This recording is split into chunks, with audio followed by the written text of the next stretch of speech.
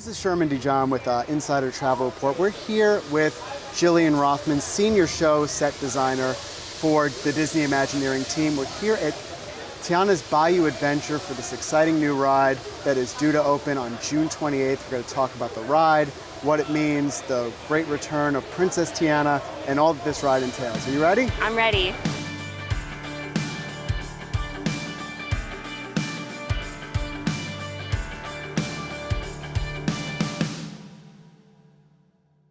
All right, so first, tell us about the ride and what guests should expect. So Tiana's Bayou Adventure is a lot of those wonderful moments that we all love from Splash Mountain, but now with a brand new story, Tiana is gonna bring us into the Bayou, and we're helping her with her party preparations. There's an amazing party she has planned for later tonight, and we're gonna help her find musicians for that party. Tell us a little bit about why this character resonates with fans, what she represents, and what's the overall moral of the story that you're trying to get across with this attraction? So Tiana is an incredible princess. She's our only all-American princess, and she's really relatable to a lot of our guests. She has that pioneering, can-do engineering attitude where she just goes out there and she makes her dreams come true.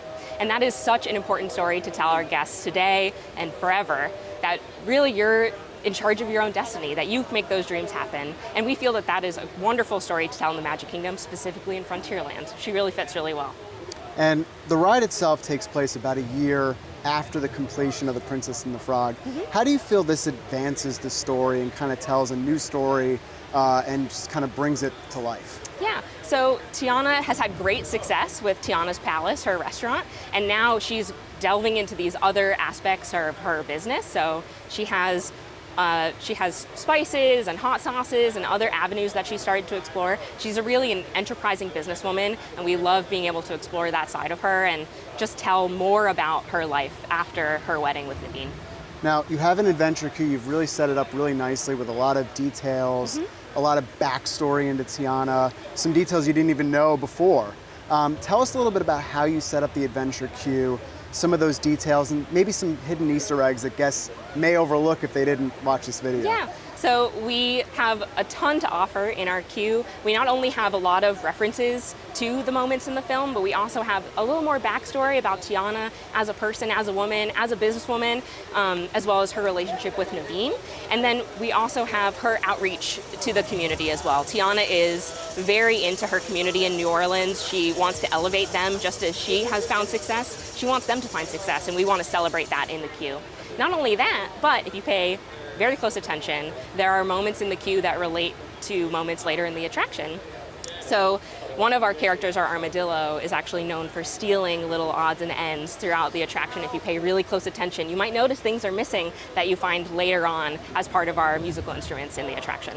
Do you have a favorite little Easter egg that's placed in there, or a little interesting tidbit that fans may not have known about Tiana before? I really love that she has her grandmother's gumbo recipe up on the wall framed, and that's very important to her because it's passed down to her from her father, who she really loves. And then obviously just those little missing pieces. We have a soda bottle that's missing a lid or a cap. We have some chocolates that are missing a lid. It's just things like that that come up later in the show. They're just absolutely adorable, and everything's been really thought through and designed really well. So this is the replacement for Splash Mountain. Ride was around for more than 30 years. Walk us through the process of replacing Splash Mountain from an Imagineering, from a design standpoint, from a planning standpoint. Obviously, with any attraction, there is, especially a legacy attraction, there are things that you discover during the process that can be a little bit surprising, but always very interesting, very exciting. Working in Magic Kingdom in particular is always very interesting. We are the most visited theme park in the world, and so we're under a little bit of a microscope, but it's really exciting to be able to do that work here. And how do you view this kind of as a natural successor to Splash Mountain? And how will this appeal to fans of the old ride? We're really giving this attraction a brand new life and a brand new story. We hope to keep it, we always, as Imagineers, we always want things to be relevant to our guests, for them to feel like they see themselves in the story and they belong in the story. And we feel like Princess Tiana is a wonderful princess to do that with, and Tiana's Bayou Adventure is a great attraction that carries on the legacy of this amazing building. Earlier I heard this described as a love letter to New Orleans. And obviously you don't have New Orleans without music. Absolutely. Tell us a little bit about how you created this music, designed this music, produced this music, and what it adds to the ride and that whole process. Yeah, so the attraction does a lot with the original music from the movie, but we also have a brand new song, Special Spice, that was written by PJ Morton, and it's an amazing, incredibly catchy song that I haven't stopped humming since I first heard it. Obviously, we partnered a lot with New Orleans musicians and artists throughout the entire attraction. All of our cue music is recorded just for us, as well as our attraction score as well is brand new recordings that are all by New Orleans artists. And you were very lucky to get a lot of the original actors back in the saddle, including Anika Noni Rose. She performed that song, did a fantastic job. Did it feel like a little bit of a reunion, kind of getting the band back together? Absolutely. We are so fortunate that she reprised her role as Tiana for us. She did all of the voice acting and the singing, and she's just tremendous. Every time seeing Tiana perform at the mansion is just such a treat. It's like she's really there. We've really brought her to life, and we're really excited to share her with guests. Now, there's some technological things that are just really stunning. The animatronics. Tell us about that technology, how it's advanced, and it just feels so lifelike. So just tell us a little bit about that. Yeah, so the figures, we have 48 in the attraction. They are so impressive. It's like they're really there. Like Mama Odie is like a real person standing there. We, as a project team, would walk through the scenes, and it was like they were present with us. It was amazing. All of our critters are newly designed just for this attraction. They all have their little bit of personality, and they're incredibly cute and charming, and they all seem like a little bit different. And we just felt like every guest could find a character to connect with, and really feel like they see themselves in these cast of characters. Obviously, a lot of planning and work went into trying to capture that feeling of the Bayou when you're on the ride, when you're on the log.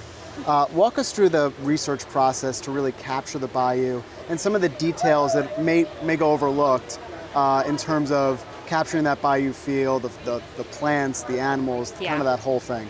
So we did a lot of research with the Bayou. We actually went to New Orleans several times, and we did a Bayou tour as part of that. And what's amazing is the Bayou is incredibly diverse. It sort of looks homogeneous from the surface, but there's so many plants and animal species that make up that denseness, and it's really beautiful. Florida is kind of similar in its biology to Louisiana, so we were very fortunate to be able to kind of go into our backyard and see some of the plants and animals that live here, and it's a lot of what Tiana would have in her backyard as well. Now the ride, June 28th, big day. Yes. I'm sure you're really excited. Walk us through those kind of final preparation weeks and what that entails. Yeah, so right now we're in test and adjust. We're just wrapping up like little odds and ends, little tiny details, making sure our cast members are comfortable and happy, and that of course we are ready to welcome guests with open arms on June 28th. And you have a couple new gift shops. Yes. How did you make those feel like an extension of the ride itself, and what are you going to be selling there? So the gift shops themselves, we really want them to feel like they're part of the story. They have some products that maybe Tiana would sell in if she were here in 1927. But then it's a lot of all of our new merchandise, celebrating our new characters, and everything is so adorable. Everything I've seen is absolutely so charming. I can't wait to buy all of it myself.